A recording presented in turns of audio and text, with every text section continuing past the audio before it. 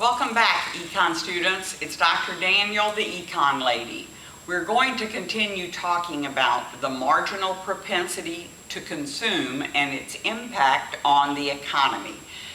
Remember, the marginal propensity to consume measures how consumers change their spending in response to changes in income.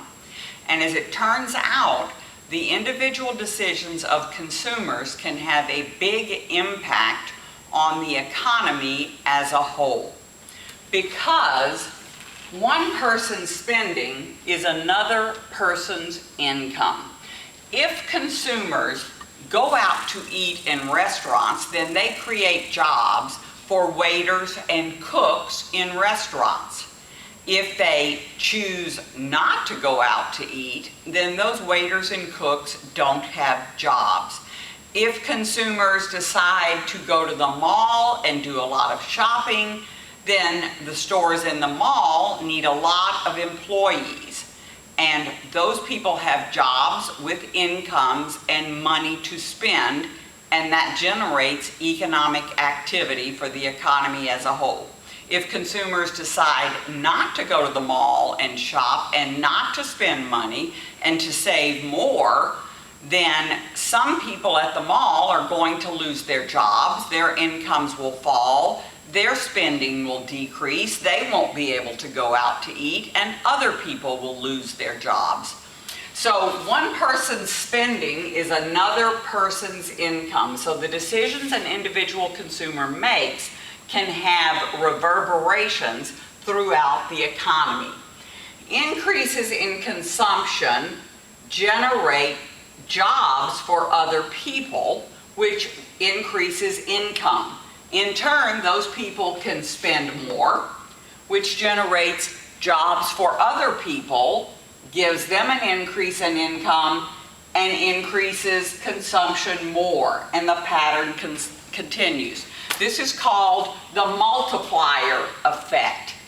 The size of these increases in consumption is determined by the marginal propensity to consume. When income goes up, how much does consumption increase? That is the marginal propensity to consume. So consumers, by their purchasing decisions in the marginal propensity to consume, determine the size of this multiplier effect for the economy as a whole.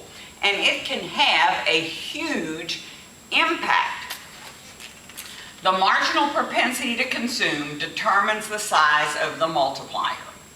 If consumers are aggressive savers and save 50% of any changes in their income and only spend 50%, the multiplier is going to be relatively small. The multiplier depends entirely on the marginal propensity to consume. So this is the formula for the multiplier. The multiplier is 1 divided by 1 minus the marginal propensity to consume. So when you have aggressive savers in an economy, the multiplier will be relatively small. For example, a 50% MPC will give you a multiplier of only 2. If consumers like to spend more of increases in their income, so they spend 75% of increases in their income, the multiplier goes up to 4. And if you have consumers who really enjoy spending and they spend 90% of the increases in their income, then the multiplier goes up to 10. So let's see how this multiplier is used in actual practice.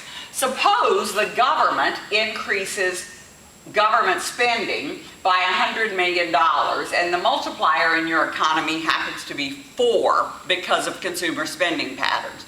Then that initial increase in government spending is going to be multiplied by a factor of 4 because it's going to create jobs that generate income for consumers who spend that money, which generates more jobs and more income and more spending. And the net result is going to be a $400 million increase in aggregate demand for the economy. If the multiplier is much larger, say a multiplier of 10, so that your consumers are big spenders and spend 90% of every change in their income, then a $100 million increase in government spending is going to generate a $1 billion increase in aggregate demand and a lot of new jobs.